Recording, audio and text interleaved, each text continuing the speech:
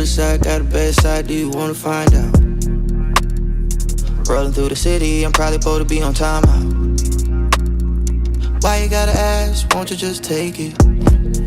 You want someone that won't fake it, want someone that's down to get you naked. I know I'm a problem, I know that I'm something you should ponder. Ganja sponsored the monster, pimp like cat wheel. Black truck got black wheels, and the paint got the matte feel. I mean something so wild that it came up out of Nat Geo. Shot it open like pistachio, had no slight throwed off, so I had to go. Mommy, you had to know. I open for a fuck around, open for a good time, open for a long night. Pour a drink, bad Chanel, mama, you bad sale. Open for a fuck around. Alright, so I'm gonna be on site handling a lot of business like housing and stuff like that today, workforce and everything. So that's pretty much what today's gonna be. It's gonna be pretty busy. I got a lot to do because it's almost time for me to leave and I gotta get me a place to stay. Right now I'm gonna try to wear a little jacket. And I'll tell you guys about it. Open for a good time, open for a long night. Pour up the drink, bad Chanel, mama, you bad sale. Got Fanny on her lips. Hey guys, what's up? Alright, so let's get to it. Today was Wednesday. my first week of work. And blah humbug is all I gotta say. It's blah humbug. I just had my first meeting with the housing coordinator here. I'm 3 weeks in almost, by the way. And I just had my first meeting with the housing coordinator here. I think I kind of rubbed her the wrong way because it didn't really go the way I thought it was gonna go. So yeah, because like she was talking and I was like, she was like trying to talk the roommate angle, and she was saying credit score. You know, with your credit score and you're ready to pay, you're not going to be able to get into a house. And then she was saying, and with public housing or whatever, you're not going to qualify for anything being a single individual without kids. And, you know, a lot of it was kind of depressing, the stuff that she was saying. It was kind of discouraging or whatever, but I was still trying to be hopeful and listen and always, you know, looking for the silver lining for the cloud or whatever. But honestly, I just could not find it. I was still looking though. But anyway, moving on. So she was telling me credit score, ready to pay. I was gonna need a roommate, and you know, I was gonna have to live in transitional housing from here to somewhere else. And I was like, okay. And so I was, you know, listening more, and she was saying what it means is that you live in transitional housing with a roommate, you pay to stay there, and you get a caseworker who follows you and offers you supportive services like bill payment, help, and stuff like that. I was like, okay, pause. I have been up here, you know what I'm saying? I went to workforce, of course, and registered like I was supposed to, but you know, just like most scenarios, I don't really do good with those type of places. So I usually just hit the ground running, and I found a job. I hit the ground running with my Indeed out. I did my interviews. I got hired a couple places. I found a job. The job that gave me the schedule was the first one away, but it also met my pay grade that I was looking for, so I was happy about that. I did apartment searches, house hunting, walking, because with transportation, if you don't have pocket money, what's the point of going? Because you're on trains and you're on buses and you wind up getting stuck somewhere else. More than likely, you should not even try it. So I didn't try to do too much. I looked at a few places, just not a lot of places. It's just, it was done, put it like that.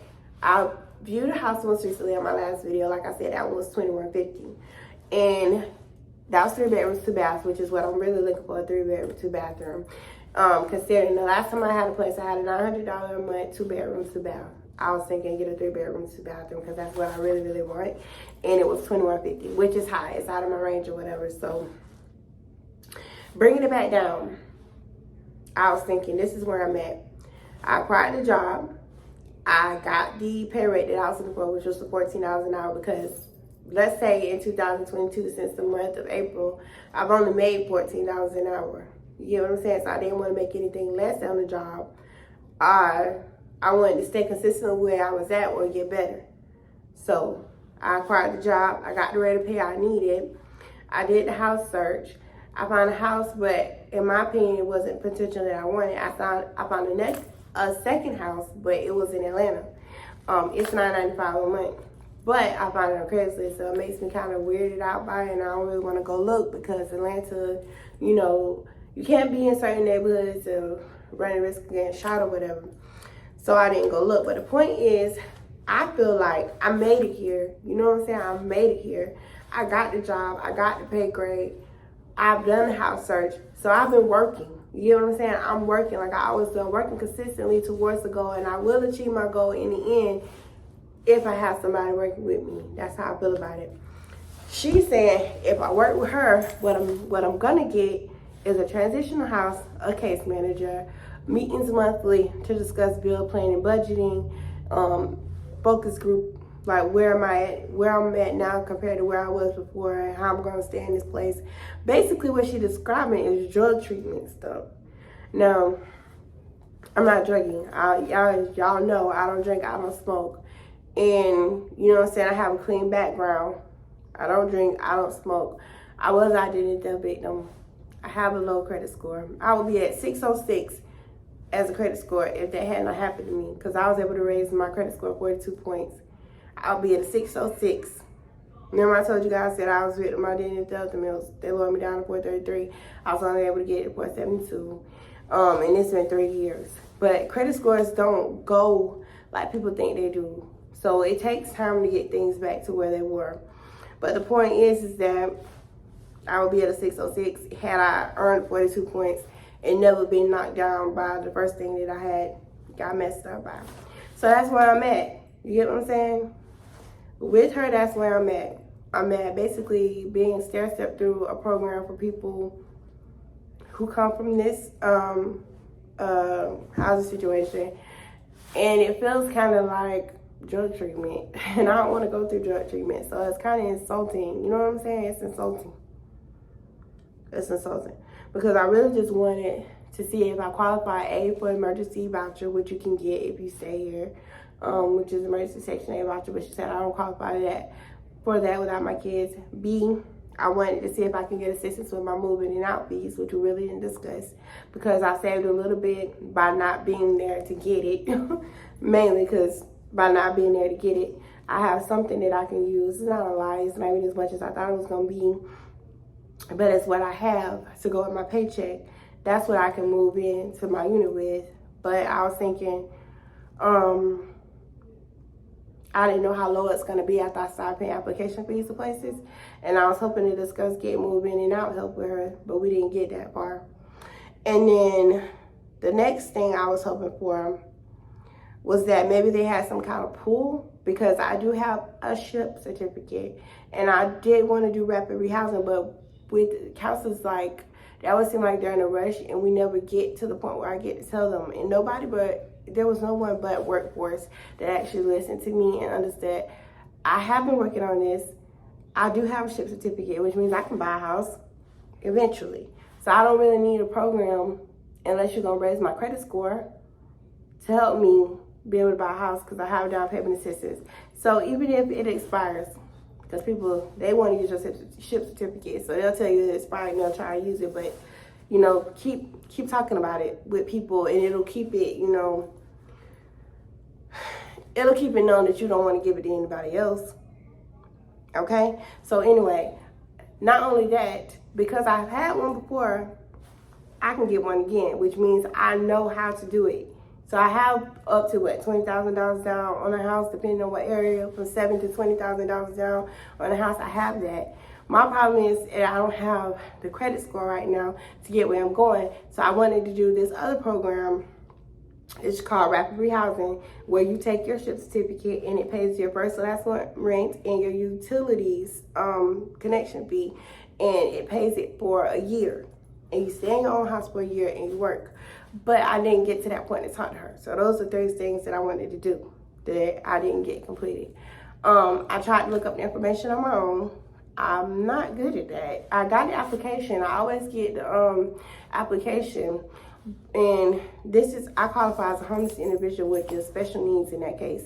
With SHIP, I'm special needs because I'm in a homeless situation. So that means I can use my SHIP certificate to rent a unit. But I never get that far with people because they want to talk about what they want to talk about or have time to talk about. And they don't really want to talk to me to see how far I've actually come in life. You know what I'm saying? Like, I didn't find out until 2019, almost 2020, that my credit score had been messed over. I did one meeting with a mobile home consultant to buy a house, and he said, okay, you're 10 points off. 567 is where you're at. 577 is where you need to be to buy a house. I went to Gainesville and started working and stuff. And within that time period, from August to January, my credit score was up to 433. By no means my own. I did not do it. So you have to be careful when you go into places, temporary housing places, because people will bum rush your social security number. You're giving these people access to your information, and they will run through you. Now, I think the person that got my name off of a job application because I did a job application, and she was a group home owner. It clearly stated her name on my information and what she was doing, magazines or something like that.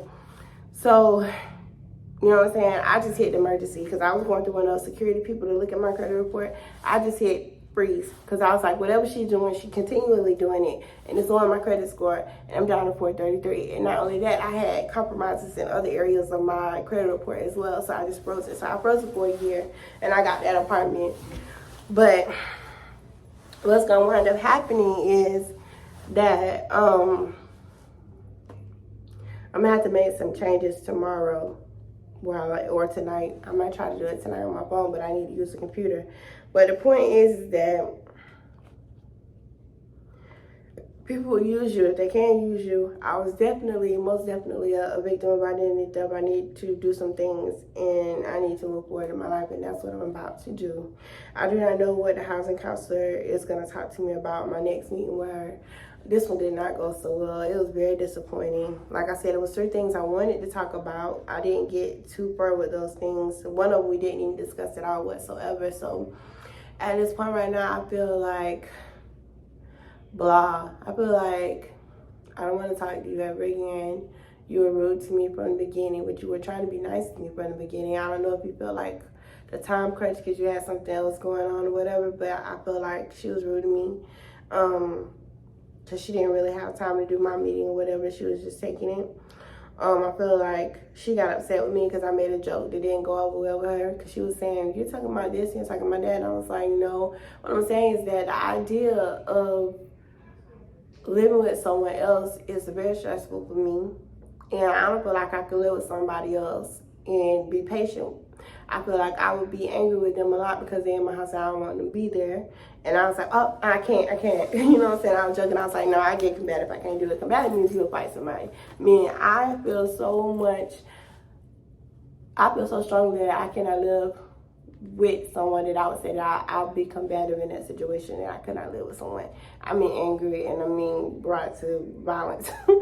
Oh, as y'all know, I don't have a history, but I was trying to laugh and play with her and tell her what it means to know that you don't want to live with someone else, but she didn't get what I was saying, or she didn't want to get what I was saying. But anyway, I don't want to live with anyone else, guys. I want to live with my boyfriend, my kids, and I don't like people around my kids, and I don't like people around me, and I don't like people touching my things. So I would rather struggle than to live with someone else because I know that I just don't want to live with you. I can live with you here because there's nothing in here that's mine. You know what I'm saying? There's nothing in this place that's mine. The TV not mine, the couch not mine, the walls not mine, the floor not mine.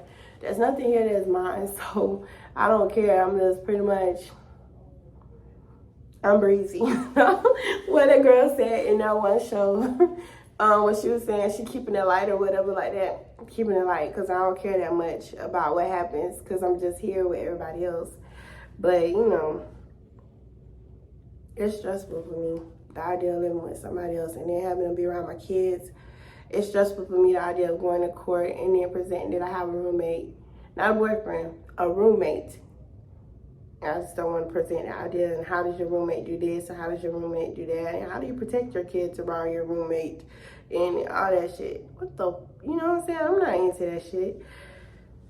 I don't want them in my house, and I don't want to be in their house. Because I don't want to be the thing worried about either. You know what I'm saying? People come up with all kinds of ways to ruin your life. So I just don't know what I want to do. But that is the update on today. I told y'all, like, she didn't feel me. I didn't feel her. By the end of the interview, I wasn't feeling her. So I don't know where my next meeting is going to go. I just have to have my meeting, finish up my housing, and then finish up my house search. And hopefully next week's vlog, you guys will be able to see my progress. But as of right now, there's nothing. And today is only Wednesday, so I still got 3 more days for this vlog before I upload it. So we'll see. We shall see.